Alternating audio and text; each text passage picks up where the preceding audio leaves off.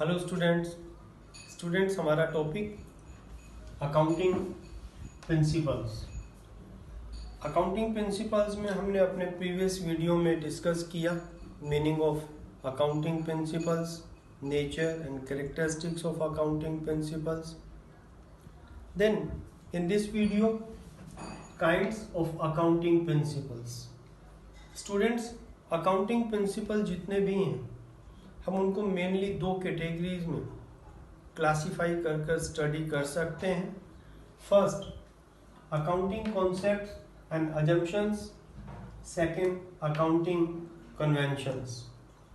Accounting concepts and assumptions are those guidelines or set of rules which are the fundamentals and which provide base for accounting.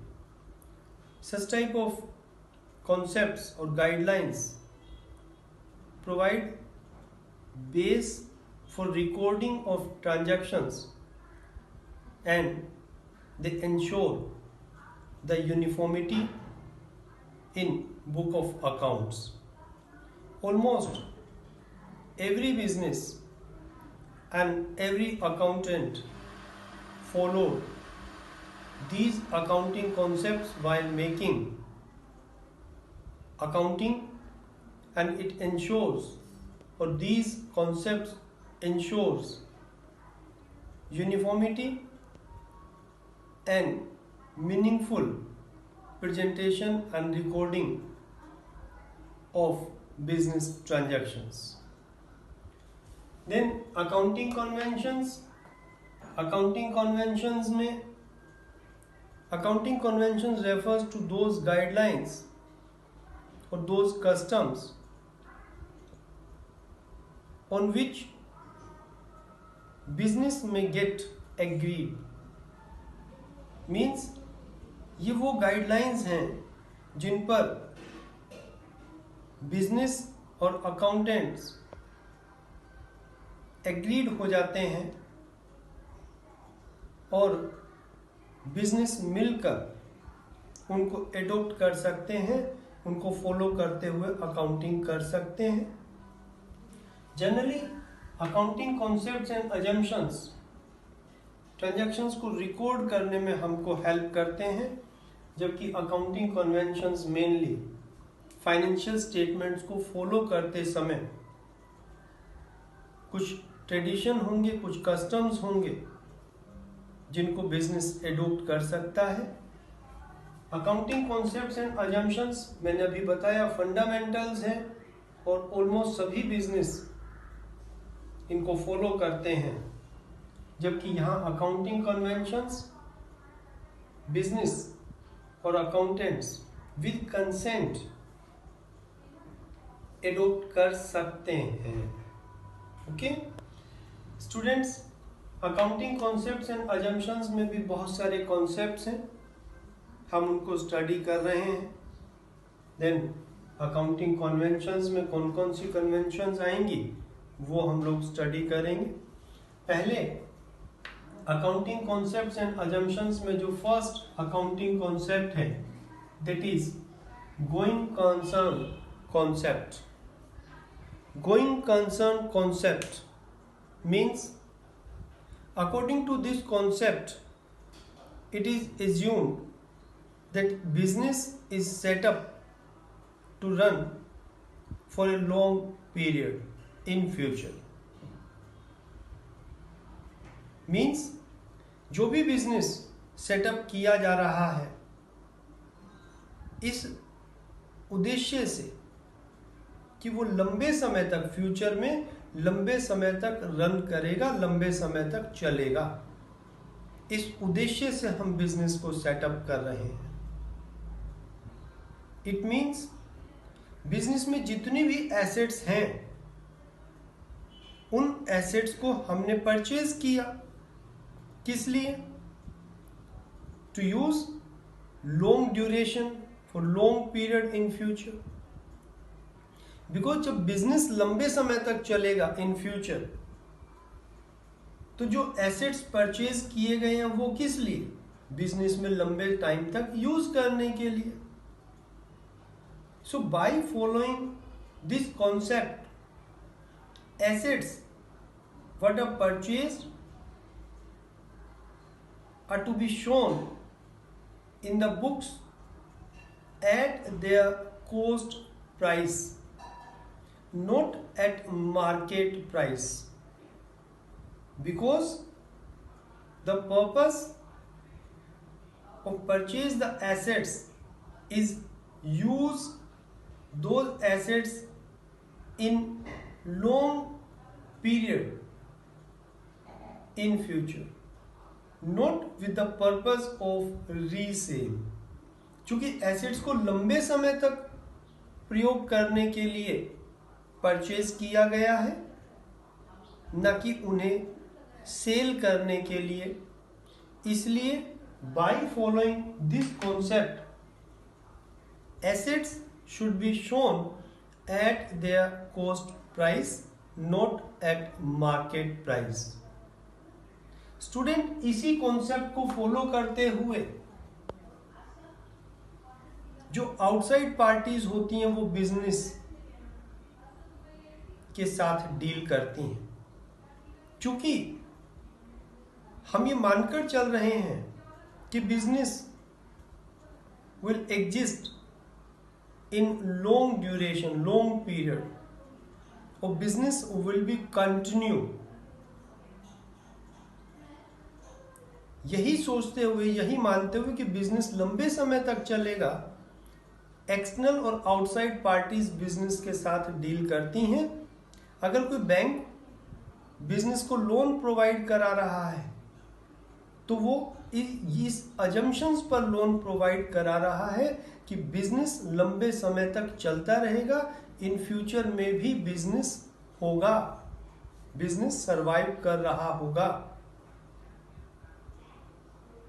इसी concept को follow करते हुए ऐसा होता है कि हम एसेट्स को करंट एसेट्स और फिक्स्ड एसेट्स में क्लासिफाई कर पाते हैं। जो एसेट्स हमने बिजनेस में परचेज किए, जो लंबे टाइम तक यूज में आएंगे, उनको फिक्स्ड एसेट्स बोलते हैं। क्योंकि उन एसेट्स से हमको उसी वर्ष, जिस वर्ष हमने एसेट्स को परचेज किया, केवल उन एसेट्स से उसी वर्ष सर्विसेज नहीं मिलेंगी, लंबे टाइम तक सर्विसेज मिलती रहेंगी, तो वो फिक्स्ड एसेट्स। और इसी कॉन्सेप्ट को फॉलो करते हुए हम ऐसा करते हैं, मानते हैं कि ये करंट एसेट्स हैं, विद इन अ ईयर इसकी यूटिलिटी है, ये फिक्स्ड एसेट्स है, इसकी यूटिलिटी फॉर लॉन्ग ड्यूरेशन है। जैसे मान लीजिएगा कोई मशीन अगर परचेज की है किसी बिजनेस ने of ₹1 lakh, and we are estimating that machine has estimated life of 10 years, तो 1 लाख जो मशीन को परचेज करने के लिए हमने पे किया, उस 1 लाख रुपए से हमको कितने टाइम तक रिटर्न मिलेगा, कितने टाइम तक हम उस 1 लाख से सर्विसेज लेते रहेंगे मशीन से, अप टू 10 years। तो वो 1 लाख उस पर्टिकुलर ईयर का एक्सपेंस नहीं है जिस ईयर में हमने उस मशीन को परचेज किया, बल्कि उस 1 लाख से परचेज की हुई मशीन की यूटिलिटी 10 years तक है, उसकी एस्टिमेटेड लाइफ 10 years है। तो 1 लाख को 10 years में डिवाइड कर हम डेप्रिसिएशन लगाते हैं। So in brief, according to this concept, it is assume that business will continue in future for long period, and assets what are purchased in business, purchased for use in long period in future. That's why assets should be shown at their cost price in financial statements, not at market price, because the purpose of retaining the assets is not to sold them, but to use them in future. Okay, तो going concern concept के according हम ये मान रहे होते हैं कि business लंबे समय तक चलेगा, और इसी कॉन्सेप्ट को मानते हुए एक्सटर्नल पार्टीज उससे इंगेज होती हैं, डील करती हैं। बिजनेस में जो एसेट्स हम लोग रिटेन करते हैं वो भी हम लोग उसी कॉन्सेप्ट पर कि लंबे समय तक यूज करना है, तो हम उसको कॉस्ट प्राइस पर बुक्स में शो करते हैं, मार्केट प्राइस पर शो नहीं करते हैं, और जितने समय तक हम उसको यूज करेंगे उतने समय में हम उसको डेप्रिशिएट कर रहे होते हैं। Okay, second concept consistency concept. Consistency means समरूपता। According to this concept there may be various methods of recording of transactions. Business में ट्रांजैक्शंस को रिकॉर्ड करने के लिए वेरियस ऑल्टरनेटिव मेथड्स हो सकते हैं, but according to this concept these methods should not be changed by a business year by year, and method what is used to recording the transactions should be followed for long period, for long duration, and it should not be changed year after year. Why? Because after changing the methods, results of business will not be comparable. So to ensure the comparability of results, it is preferable according to this concept that method once used should be continued until it become necessary to change. Consistency concept हमको ये बताती है कि books में transactions को record करने के लिए डिफरेंट ऑल्टरनेटिव मेथड्स हो सकते हैं, बट बिजनेस जिस एक मेथड का प्रयोग कर रहा है उसको लंबे समय तक प्रयोग किया जाना चाहिए, और हर वर्ष every year it should not be changed. बार बार परिवर्तन नहीं करना चाहिए। क्यों? क्योंकि अगर बार बार परिवर्तन किया मेथड्स में तो उसका इफेक्ट फाइनेंशियल स्टेटमेंट्स पर जाएगा, बिजनेस के रिजल्ट्स पर जाएगा, और बिजनेस के रिजल्ट्स कंपेरेबल नहीं होंगे। बट इसका मतलब ये भी नहीं है कि अकाउंटिंग मेथड्स को कभी भी चेंज किया ही नहीं जा सकता। अकाउंटिंग मेथड्स को चेंज किया जा सकता है जब ऐसा करना फाइनेंशियल स्टेटमेंट्स को इफेक्टिवली प्रेजेंट करने के लिए, चेंजिंग एनवायरनमेंट के अकॉर्डिंग मेथड्स को चेंज करना आवश्यक हो जाए तो मेथड्स को चेंज किया जा सकता है। बट जब भी मेथड चेंज किया जाए तो उन मेथड्स को चेंज करने का इफेक्ट फाइनेंशियल स्टेटमेंट्स पर क्या गया, बिजनेस के रिजल्ट्स किस तरह से मेथड्स को चेंज करने से अफेक्ट हो रहे हैं, वो फाइनेंशियल स्टेटमेंट्स में प्रेजेंट किया जाना चाहिए, नोट्स के रूप में शो किया जाना चाहिए।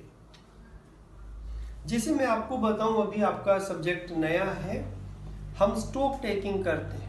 एट एंड ऑफ ईयर जो हमारे पास स्टॉक होता है, स्टॉक वैल्यूएशन के डिफरेंट मेथड्स हो सकते हैं। स्टॉक वैल्यूएशन के एक होता है FIFO, first in first out, एक होता है LIFO, last in first out. इस तरह से डिफरेंट मेथड्स हैं, और भी बहुत सारे मेथड्स हैं। तो स्टॉक का वैल्यूएशन करने का जिस मेथड का प्रयोग किया जा रहा है, बार बार एवरी ईयर उसी मेथड का प्रयोग किया जाना चाहिए। डेप्रिसिएशन लगाने के डिफरेंट मेथड्स होते हैं। डेप्रिसिएशन को जब हम लोग कैलकुलेट करेंगे तो डेप्रिसिएशन को कैलकुलेट करने के डिफरेंट मेथड्स हो सकते हैं। 8 और 9 methods are in practice. Original cost method एक होता है, रिटन डाउन वैल्यू मेथड होता है, डिफरेंट और मेथड्स होते हैं। तो जिस मेथड का एक बार प्रयोग किया गया, every year that method should be followed and these should not be changed until it become necessary according to meet out the according changing environment or due to some other reasons. Okay, third जो concept है, actual concept। Actual concept क्या है? Student, transactions को जब हम लोग record कर रहे होंगे तो ट्रांजैक्शंस को रिकॉर्ड करने के दो मेथड्स होंगे।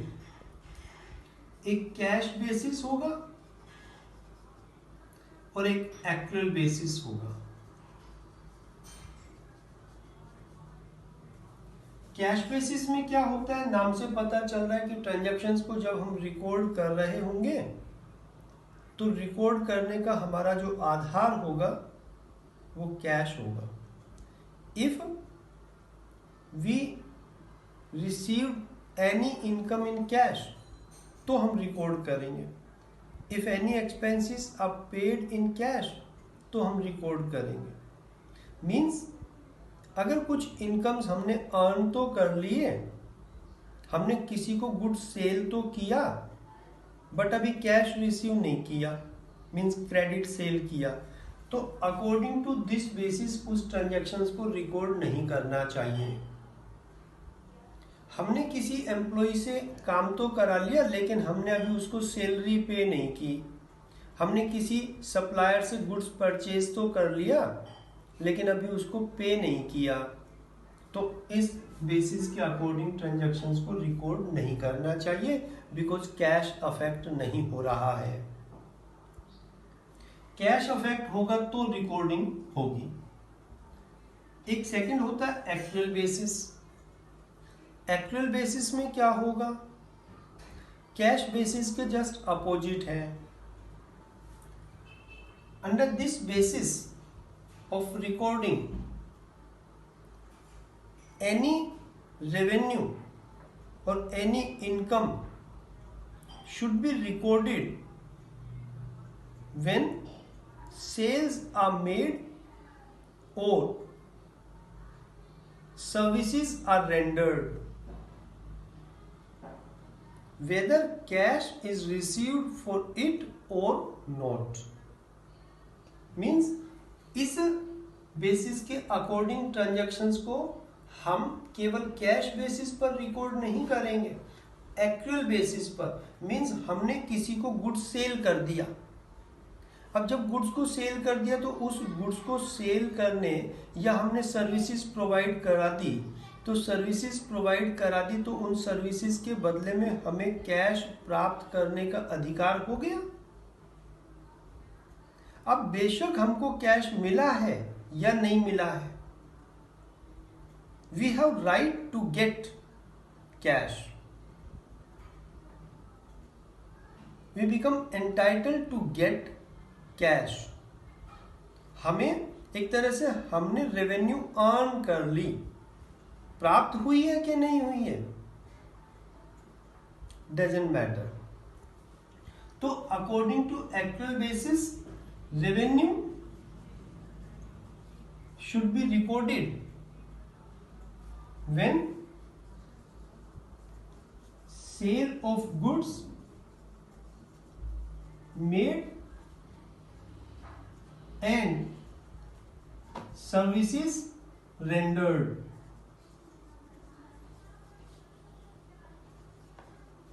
Whether cash is received or not. यहां पर कैश मैटर नहीं कर रहा है, यहां पर मैटर क्या कर रहा है कि हमने रेवेन्यू अर्न कर लिया है एक्चुअल बेसिस पर, मींस अर्निंग बेसिस पर ट्रांजैक्शंस को रिकॉर्ड करना है। हमने गुड्स को सेल कर दिया है या सर्विसेज हमने प्रोवाइड करा दी हैं, सर्विसेज रेंडर की हैं। अब उन गुड्स को सेल करने के लिए जो हमको सेल कंसिडरेशन मिलेगा, जो सेल प्रोसीड्स हमको मिलेगा, वो सर्विसेज के लिए जो हमको रुपए मिलने चाहिए वो मिले हैं या नहीं मिले हैं, रिसीव्ड और नॉट डजंट मैटर।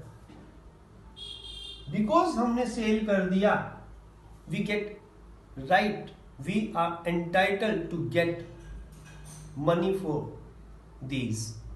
हमने सर्विसेज रेंडर्ड कर दी हैं, सर्विसेज प्रोवाइड करा दी हैं, we become entitled to get cash. तो अकॉर्डिंग टू एक्चुअल बेसिस ऐसा होगा, मींस क्रेडिट ट्रांजैक्शंस को भी रिकॉर्ड करेंगे। बिल्कुल इसी तरह से अगर कोई एक्सपेंसेस हैं तो एक्सपेंसेस में भी expenses should be record when services taken and used to earn revenue, whether cash is paid or not for it। कोई एक्सपेंसेस हैं तो उन एक्सपेंसेस को भी कैश के बेसिस पर रिकॉर्ड नहीं करना है। मींस अगर हमने कोई सर्विसेज ली तो उन सर्विसेज को प्राप्त किया, उन सर्विसेज को यूज किया हमने रेवेन्यू को अर्न करने के लिए, अब उनको रिकॉर्ड करना चाहिए एक्सपेंस को, चाहे हमने उसके लिए कैश पे किया है या पे नहीं किया है। जैसे मान लीजिएगा हमने इलेक्ट्रिसिटी यूज की फॉर लास्ट 3 मंथ्स, अब इलेक्ट्रिसिटी बिल आया बट हमने अभी पे नहीं किया, तो कैश बेसिस के अकॉर्डिंग तो उसको रिकॉर्ड नहीं होगा बिकॉज हमने कैश पे किया ही नहीं है। बट एक्चुअल बेसिस पर हम उसको रिकॉर्ड करेंगे। व्हाई? बिकॉज हमने इलेक्ट्रिसिटी यूज की है, हमने सर्विसेज ली हैं, उस इलेक्ट्रिसिटी को यूज करते हुए हमने रेवेन्यू अर्न किए, बेशक अभी पे नहीं किया बट पे करना बाकी है, पे करना तो पड़ेगा ना। तो एक्सपेंसेस में बेशक कैश पे किया है या पे नहीं किया है, अगर हमने सर्विसेज ली हैं और रेवेन्यू को अर्न करने में उनको यूज किया है तो उनको रिकॉर्ड करेंगे। इसी तरह से इनकम्स को भी, रेवेन्यूज को भी, अगर when we become entitled or get right to receive, whether we have received or not, तो ये एक्चुअल बेसिस, और ये जो एक्चुअल कॉन्सेप्ट है वो हमको यही बताता है कि हमें ट्रांजैक्शंस को एक्चुअल बेसिस पर रिकॉर्ड करना चाहिए, because it ensures the true result of business. Business के ट्रू रिजल्ट्स को, कि सही ट्रूली हमने कितने प्रॉफिट्स अर्न किए, कितने लॉसेस अर्न किए, बिजनेस के एग्जैक्ट रिजल्ट्स को असर्टेन करने में ये वाला जो बेसिस है, ये जो कॉन्सेप्ट है, it play a great role. Cash basis पर हम ट्रांजैक्शंस को अगर रिकॉर्ड करेंगे, we can't ascertain true profit और loss, but by following actual basis, by following actual concept, a business can get और ascertain true profit or loss earned by it. Okay student, ये हमने first 3 accounting concepts किए हैं. Institute of chartered accountants of India के द्वारा ये first 3 जो concept है इनको एक तरह से फंडामेंटल्स अकाउंटिंग कॉन्सेप्ट्स माना है. मींस आईसीआई के द्वारा ये माना जाता है कि every business must follow these concepts. कुछ और भी अकाउंटिंग कॉन्सेप्ट्स हैं, we will discuss in coming videos. Okay, thank you.